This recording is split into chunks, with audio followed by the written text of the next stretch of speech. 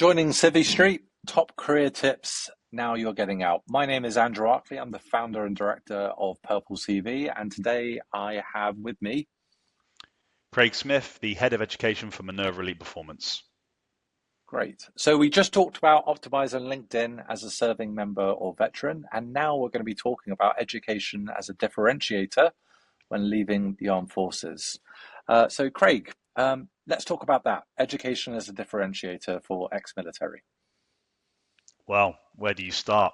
I suppose the key thing on that topic is if everyone's been in and they've all done very similar roles, how are you different to anyone else? You know, I'll start this section by being quite blunt and honest. Education isn't the be all and end all. It's not going to be the differentiator, but it can be a differentiator.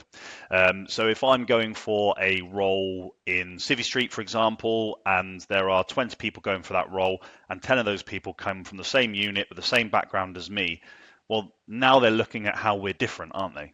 And that could be based on the quality of the CV in which we've written our cover letter, etc. But it might be what qualifications we have. It might be what experiences we can evidence. One of the things that education really does very well is it is an equalizer from, in one of our episodes, I believe it was episode 1, where we looked at CVs and terminologies and acronyms. It's the exact same thing when you look at it from an education perspective. That HR director knows what an MBA means. They know what CMI means. They know what these acronyms are on their side of the field. So by having qualifications that the private sector really value and understand on a military or veteran CV, that can be a real nice equalizer, because not only have you got the experience of the military and a really well-written CV, but you've also got qualifications that they understand what they mean and where they apply to the industry that you're hoping to join. Yeah, no, that's a really good point. And I think just to add a little tip there or a bit of advice when it comes to education and professional development is the value, as you mentioned, of accredited or certified education, Mm, because this can easily be understood. So where possible, always try and prioritize education on your CV, which is first of all accredited. yeah. But obviously, anyone in ex-military has gone through probably numerous courses.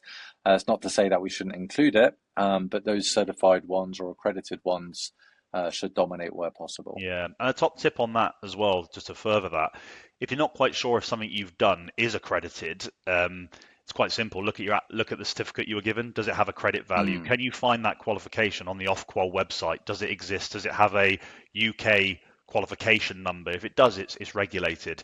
A lot mm, of individuals I come across will go on like something, and I'm going to use something quite abstract, an edge weapon awareness course for 5 days, and it's great, and they get a lot of knowledge from it, especially if they're going into the security sector. But it's not regulated, it's not accredited, it's not a qualification, it's a course, and that's fine. And there's a place for mm, that on your CV, and there's a place for that specifically if you're going for a particular job where that has some level of value. mm. But I think you hit a really interesting point there. There's a difference between courses and qualifications. Some courses are qualifications, but not always. So it's worth just mentioning that and making sure you get the actual correct title down on your LinkedIn or on your CV. Yeah, great advice there, Craig. It would be great to know your opinion on whether there's any particular institutions that you recommend or even avoid. Yeah, I mean, to avoid and to recommend is quite a hard thing to discuss, because it's a bit of a Mm, spectrum, right? I mean, depends on what it is you're looking to study. If you're looking to upskill yourself in something like leadership and management, doing your research in terms of who the providers are. So one of the key things you can do, especially if we're using something like LCAS funding, so your external mm, learning credits.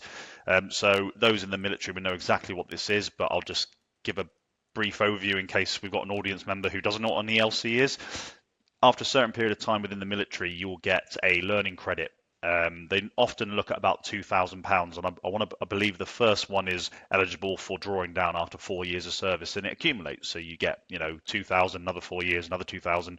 So you can end up with 6,000 after about 12 years of service. To use those ELCs, you have to use them with an ELC accredited organization. Um, but the great news about that is if you go on the ELC website, you can look at all the reviews from anyone who's ever had a qualification from that organization. So you can do your market research, that's one way of doing it, visiting the LCAS website and seeing that. But another thing really is you'd be amazed how small the military and armed forces community really is. We Mm, think of that and think it's humongous and no one knows each other.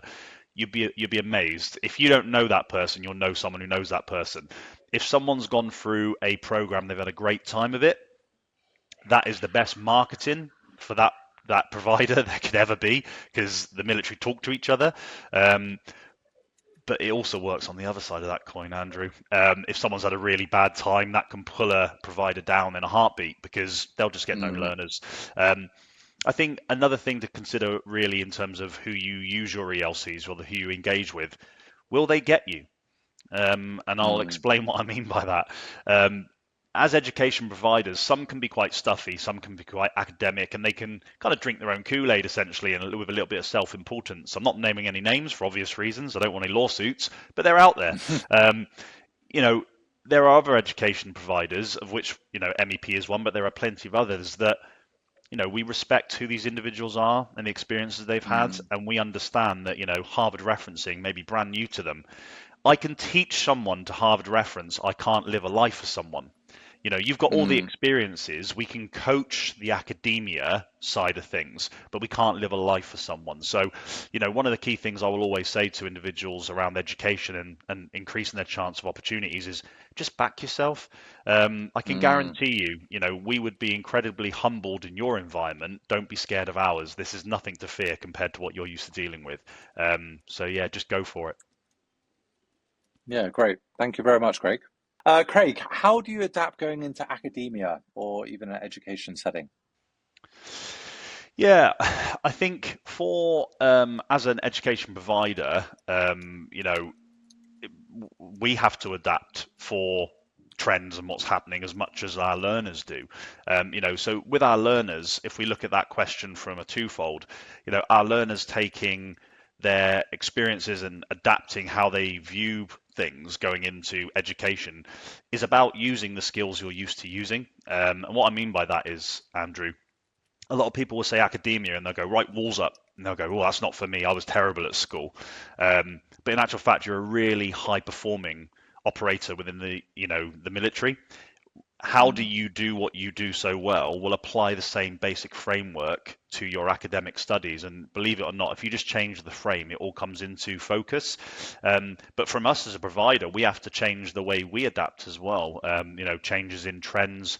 At the moment, we are looking a lot around counterterrorism risk assessment because that's all to do with Martin's Law that's coming out. And a lot of veterans are going to want to explore that as an avenue of opportunity in the Civvy Street.